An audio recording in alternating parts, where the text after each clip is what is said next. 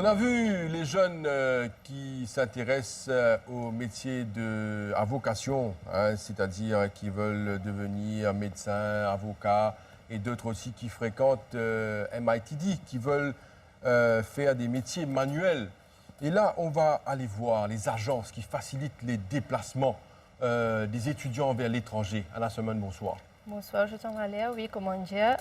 Aujourd'hui, nous allons découvrir une agence qui facilite la tâche aux parents et aux étudiants pour jouer comme rôle intermédiaire professionnel entre l'université et aussi avec les parents. C'est eux qui gèrent tout le démarche, c'est-à-dire côté logement, côté frais, par rapport au budget, aux moyens que les parents ont pour payer l'étude des enfants. Et surtout, vu qu'à la sortie des résultats de l'HSI, beaucoup d'étudiants contents à étudier à l'étranger.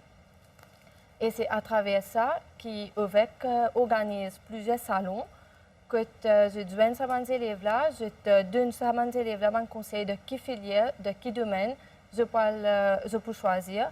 Et par rapport à ça, je choisis aussi l'université. Ailleurs, donc, j'étais en collaboration avec plus de 90 pays à travers le monde, les États-Unis, le Canada, etc. Et aussi, nous avons une destination qui est plus prisée, qui va Mauricien plus content à Maurice. C'est l'Australie et le Canada, parce qu'ils ont offert ce type d'éducation les plus supérieurs qui dans les autres pays. Voilà Anna. Alors Anna Somon, ce qu'on va faire, c'est certainement voir le reportage avec ces étudiants qui veulent faire le déplacement vers l'étranger pour leurs études. Reportage de Anna Somon. Monash University, Nottingham University, Nanjing Medical University, Seneca, entre autres. Des universités de taille, voire même très renommées, proposées par OVEC de Maurice. L'Overseas Education Center, une agence en collaboration avec plus de 120 universités à travers le monde, a pour but de faciliter les démarches entre les étudiants et les universités à l'étranger.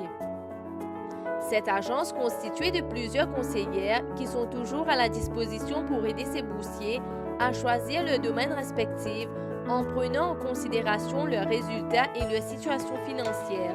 Normalement, on travaille avec l'Australie, le Canada, la Malaisie, la Chine et tout.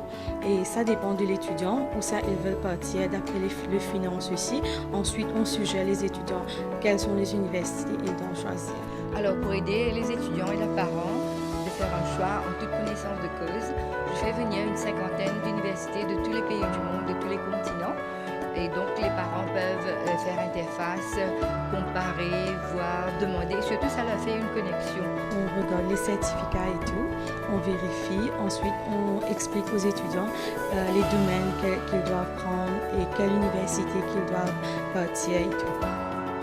Ces intermédiaires professionnels s'occupent de la demande du visa, l'accueil et transfert de l'aéroport, le logement, les bourses et ainsi de suite. Cet institut, situé à Moka, offre un service tout à fait gratuit et organise des salons chaque année pour le bonheur de ses futurs diplômés. Le 10 et le 11, ce serait à la banque commerciale et près du bazar de Port-Louis. Et ensuite, la semaine, le prochain week-end, le 17, le 18 et le 19, ce serait au restaurant Flying de 2 à Bagatelle. C'est de 10h à 5h et l'entrée est gratuite. Monsieur Zomana, il y a beaucoup d'universités à travers le monde. Nous connaissons que les Mauriciens, beaucoup chaque année, font des déplacements dans l'université. Mais il y a un fait qui est également très important, c'est qu'il y a un diplôme qui n'est pas reconnu à Maurice, et il y a également une université qui, quand l'étudiant est là-bas, pour qui moyen il arrive dans l'université, il y a un cas qui me connaît, quand l'étudiant rentre, il dit l'autorité à Maurice, il dit ou diplôme pas reconnu. Il y a eu des médecins qui sont passés par là, et dans d'autres métiers aussi, il y a un diplôme pas reconnu. Premièrement, j'ai envie de comparer la situation à Maurice au niveau tertiaire, 30 ans de cela et maintenant. 30 ans de cela, quand je viens de prendre une décision pour aller vers l'étude, je me pas d'autre choix que d'aller vers l'étranger. D'ailleurs, la majorité des Mauriciens, 30 ans de cela, s'y obligés à l'étranger pour faire l'étude. L'évolution de l'enseignement supérieur au niveau tertiaire Aujourd'hui, nous avons fait presque tout cours que nous n'avons pas imaginé à Maurice. Mais heureusement, nous avons une institution à Maurice, le Tertiary Education Commission, qui analyse le quality assurance, le côté administratif de toutes les universités. Et mon candidat fait un bon travail dans le sens que si une université paie dans sa norme requise, je n'ai pas gagné le droit d'un bon diplôme. Non, mais il y a pour autant également souligner qu'il y a des gens qui peut aller étudier à l'étranger, au moins communiquer, contacter la tech pour qu'ils soient capables de connaître si l'université l'a reconnu, si ce diplôme reconnu avant qu'ils soient fait cette étude. Bien sûr. Littéralement, pour autant, pas après 3, 4, 5 ans quand on retourne dans Maurice, qui va le trouver qui effectivement à ce moment-là, qui a un diplôme pas reconnu. Donc, quoi, la tech est dans la liste officielle de toutes les universités étrangères qui est reconnue à Maurice. On pensait que tout bon étudiant mauricien qui a envie de suivre un cours dans cette université-là, vérifier sur la liste-là avant de commencer le cours. Pas seulement pour Maurice, mais à l'étranger aussi. Même à l'étranger, pas toute université qui est à un bon niveau. Il est très important pour n'importe quel Mauricien qui a étudié en dehors de Maurice. Il y a sur lui que ça peut être dans un pays développé, hein, ça peut être en Angleterre aussi, ça peut être au Canada aussi, de vérifier si cette université, c'est une université qui a une norme internationale, qui est reconnue internationalement. Alain Soman, vous avez un invité. Oui, on a avec nous la directrice du OVEC, Overseas Education Center. Pouvez-vous nous expliquer un peu c'est quoi OVEC et qu'est-ce que OVEC offre? Alors, à OVEC, notre mission, c'est de placer les étudiants à l'étranger dans toutes sortes d'universités. Alors, on offre des services gratuits aux étudiants et à leurs parents. Et on essaye de trouver la vraie vocation de l'étudiant, bien sûr, selon les normes des parents. C'est les finances qui comptent. Et pour revenir un peu au point dont vous parlez, d'abord, on est inscrit auprès du ministère de l'Éducation. Alors, toutes les agences comme nous, on suit les règlements. Alors, d'abord, on demande que la tech vérifie l'université et ensuite, on donne notre contrat au ministère de l'Éducation. Et donc, le ministère de l'Éducation nous suit de près. Nous sommes sur le website avec toute notre liste d'universités où on envoie nos étudiants. Alors, pour revenir à OVEC, nous avons une très bonne réputation et nous sommes recommandés par les parents et les étudiants qui ont été satisfaits de notre service et qui en parlent à leur famille, etc. Et en plus, ce qui est très important, nous avons 17 ans d'expérience dans le domaine. Donc, on est surtout reconnu et recommandé à cause de cela. Par exemple, quelqu'un qui choisit une université, Mme Jitson, alors il approche OVEC. Est-ce que OVEC, à ce moment-là, fait une démarche pour y aller dans cette université-là ou est-ce qu'OVEC lui-même lui propose une université?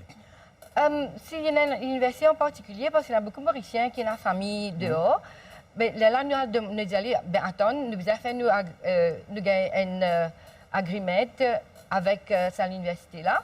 Donc, moi, tous les années, je visite l'université pour voir toute infrastructure, si c'est correct. Bon, d'abord, nous demandons un contrat avec l'université qui est vérifié par la tech et ensuite que le ministère approuve. Mais tout en nous disant aux étudiants là, on a d'autres alternatives, mais si vous insistez à là, vous allez attendre que les procédures se fassent parce que nous faisons tout dans l'ordre.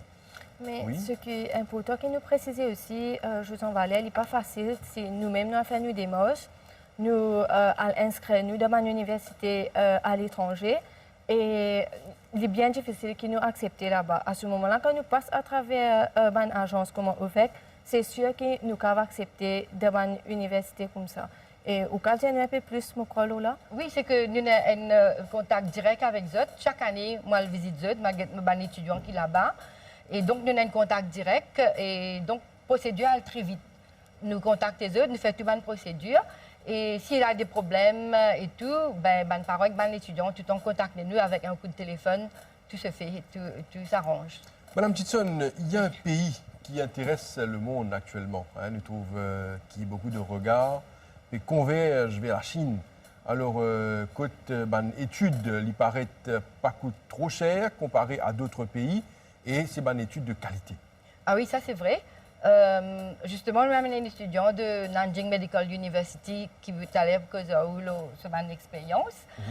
C'est qu'à Maurice, nous connaissons, nous pas gagner beaucoup d'argent. Alors, beaucoup de parents, beaucoup d'étudiants viennent l'étudier dehors, mais ils peinent les moyens. Alors, la Chine, ce coût, c'est 1/10 du prix qu'il y a ailleurs. Oui. Voilà. Par exemple, le coût de la vie, c'est entre 50 à 75 000 roupies. Alors que si l'Australie vous demande 500 000 roupies, l'Angleterre 400 000 roupies. C'est par an, ça? Oui, par an, pour le cost of living seulement. Même les fees c'est 1/10 du prix. Les fees varient entre 75 000 à 100 000 roupies par an, alors que dans les autres pays, ça peut être 1 million. Mais les infrastructures, madame? Alors, les infrastructures, c'est extraordinaire. Et parce que la Chine est très riche, on investit partout, on a tout le dernier équipement moderne et très, très à la pointe. C'est bien aussi de préciser qu'après l'université, les élèves là, je travaille 2 ans de contrat dans le pays-là pour travail ou même comme internship, c'est ça? Oui. Disons un peu que le cas de la médecine dont l'étudiant est là, de faire des études 5 ans en anglais, mais cependant, chaque jour, de faire un cours en chinois. Et comme ça, je te fais un prêt pour 6e année, je gagne 1 an de pratique dans l'hôpital, je te cause avec une patient. Et Nanjing University a 40 hôpitaux attachés à lui, que ce étudiant-là et travaille avec une patient. Donc, je vraiment fais un prêt comme un médecin. On va parler à la demoiselle qui va nous donner certainement beaucoup de détails par rapport à la Chine. Alors, vas-y, Anna, est-ce que vous allez présenter la demoiselle? Oui, c'est Dr Karine Essou. Elle est étudiante de Nanjing Medical University. Alors, pourquoi avez-vous choisi l'université en Chine? Pour vous dire, j'ai toujours voulu faire les études tertiaires à l'étranger et la Chine était un de mes choix. Mais je ne savais pas vraiment comment faire. Alors, c'est là que OVEC m'est venu en aide. Je suis partie vers OVEC et OVEC m'a offert plusieurs choix. Mais ça ne dépendait pas que de moi. Ça dépendait aussi de mes parents, le support de mes parents. Et pour être franche, la Chine, c'était vraiment abordable. Le coût de la vie est vraiment bien comparé aux autres pays. Mais par les informations que j'ai eues, par OVEC et des étudiants qui étaient déjà en Chine, dans Nanjing Medical University. Il y en a beaucoup? Oui, il y en avait beaucoup. Et par les informations que j'ai eues, j'ai fini par comprendre que Nanjing Medical University était vraiment reconnue pour ses disciplines. Et c'était une université vraiment à la pointe. Il était affilié à plusieurs hôpitaux en Chine et je peux vous dire que c'est un des 10 premiers universités dans le monde? De Chine. Non, de Chine. OK. Oui. Et c'est par ces informations que j'ai eues, j'ai fini par, à ce moment, j'ai fini par prendre cette décision. Mais dites-nous une chose, vous êtes à combien d'années là d'études? Non, je viens tout juste de terminer l'an passé. Ah, vous avez terminé déjà? Oui, j'ai terminé. Qu'est-ce que vous faites maintenant? Maintenant, quand je suis revenue, j'ai déposé mes applications au Medical Council. Et tout récemment, on avait un examen à faire. Et c'était en novembre. Oui. On vient tout juste d'avoir les résultats en décembre et j'ai réussi l'examen. Ben bravo, on vous félicite. Merci beaucoup. Parce qu'on sait que cet examen n'est pas facile. Hein, oui, je dirais que Medical Council nous a bien accueillis. L'examen était vraiment dans le domaine médical. C'était vraiment bien. Et je dirais si vous apprenez assez dur et si vous êtes vraiment déterminé à poursuivre vos rêves, et si vous avez vraiment la passion pour ce métier, ben c'est sûr que vous allez réussir. Est-ce qu'on peut savoir combien de personnes qui ont pris part à cet examen et qui ont réussi? Je sais qu'il y avait 241 en tout. Et 101 sur 241 ont réussi. Mais je n'ai pas les détails. Mais est-ce que c'est vrai qu'il faut prendre des cours de mandarin quand on peut étudier en Chine? Oui. Dans Nanjing Medical University, les lectures étaient en anglais, mais c'est sûr qu'on devrait apprendre le mandarin parce que quand on sortait du campus, on devrait savoir la langue. Et OVEC nous a permis d'avoir quelques mois de cours de mandarin à Saint-Nicolas pour être familier avec la langue. Et plus, quand on est parti en Chine, l'université nous a donné des cours. On avait des examens au niveau national de la Chine et qu'on devrait réussir pour pouvoir exercer pour la 6e année. On avait un an d'internat à faire. Et c'est là qu'on devrait mettre en pratique le mandarin. C'est pour communiquer avec les patients et de s'exposer aux Chinois. Vous avez fait une belle expérience en Chine? Oui, bien sûr. Vous avez aimé? Oui, j'ai beaucoup aimé. Au début, c'est sûr qu'il y avait des périodes assez difficiles, mais si on est vraiment déterminé et avec les années qui se sont passées, à la fin, je dirais que j'ai eu une belle expérience. Docteur Soumana, la Chine, vous connaissez? Ça vous intéresse? Je suis parti à la Chine seulement une fois, c'était en 2010. Par coïncidence, il y avait l'expo internationale à Shanghai. Donc je suis parti à l'époque pour faire du lobbying, pas comme scientiste. Le projet que j'ai parlé avant, le Square Kilometer Array, c'était un international bidding. Donc j'étais dans un groupe de scientifiques africains pour convaincre les Chinois, pour convaincre la Chine de nous back pour avoir ce projet en Afrique. Et ça a marché. Et c'est là que j'ai découvert les scientifiques chinois. Je me suis vraiment surpris de joindre autant de scientifiques chinois qui faisaient le doctorat aux États-Unis. C'était Harvard, Berkeley. Je me rappelle 20-25 ans de cela, quand un Chinois fait ce doctorat aux États-Unis, il n'est pas retourné. Là, il paraît que ce que m'a remarqué, le gouvernement chinois, il met une infrastructure, un système en place pour attirer eux. Et beaucoup de chercheurs chinois dans différents domaines qui faisaient le doctorat en Europe et aux États-Unis retournent en Chine. Et au courant que l'Inde et la Corée du Sud font la même chose. Et c'est une des raisons pourquoi ces trois pays ont bougé assez vite au niveau de recherche. Madame Schützen, pour les élèves, les étudiants qui peuvent étudier à l'étranger, mais seulement qu'ils ont le moyen, les parents ont le moyen pour payer, qu'ils ont offert à ce moment-là. Alors, nous, d'abord, nous avons gagné la bourse, c'est des enfants brillants, nous avons toujours négocié la bourse. Là, en ce moment, il y a la bourse 100% que l'Deakin University peut offrir. Par exemple, Nanjing offre 60% à tous ceux qui sont à partout. Et il y a beaucoup d'autres universités qui offrent des bourses partielles. Et en plus, ce qui nous fait quand nous payons conseil aux autres, c'est que nous redemandons une alternative. Bien sûr, par exemple, tu dis tu peux envier à l'Angleterre, puis envier à l'Australie, mais étant donné que les fees et le coût de la vie est très cher là-bas, nous redemandons une alternative. Par exemple, prends l'exemple de Nottingham University. Top UK University, top 10, I would say. Donc nous avons en Chine. Il y a Nottingham China qui va coûter presque moins que la moitié du prix que c'est en Angleterre. Mais je peux gagner un diplôme qui peut vous dire que je suis en Chine, que Nottingham UK. Parce que quand tu visites Nottingham en Chine, tu as la moitié des étudiants qui sont de l'Angleterre. C'est un échange. Et le professeur aussi sorti d'Angleterre, de Nottingham, parce que je suis venu en Chine pour apprendre la langue. Après, avec autant d'opportunités dans le business qu'il y a, je suis en vient là-bas. Mais il y a partout, par exemple, Monash aussi. Monash de l'Australie, il y en a une branche, je vais dire, un campus, non seulement en Malaisie, mais aussi en Chine. Donc, c'est que nous proposons aux étudiants qui ont envie de finir Monash. Et pardon, il y en a même en Sud-Afrique. Nous avons une première année en Sud-Afrique. Ça coûte un tiers du prix. Après, nous avons en Malaisie qui coûte la moitié du prix. Et les 2 dernières années, c'est en Australie. Parce qu'en Australie, quand on finit au final degree, on gagne 2 ans de work permit. Cependant, le permanent residence n'est pas automatique, c'est en case-to-case basis. Mais par ailleurs, si un étudiant étudie au Canada, là, il y a 23 universités canadiennes qui peuvent venir visiter nous dans nos salons. Là.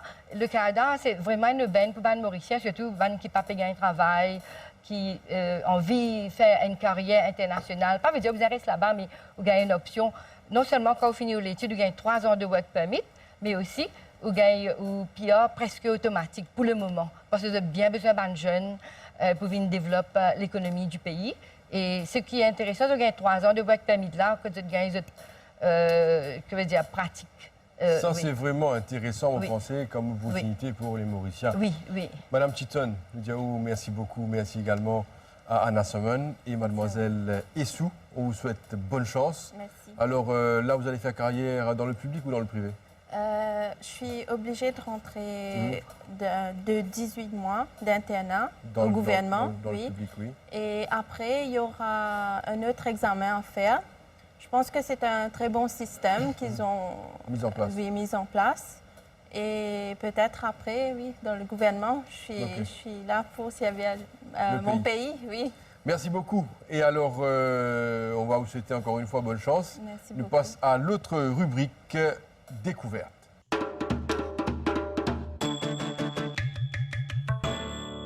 Chaque personne ayant à faire un choix de carrière par rapport à son caractère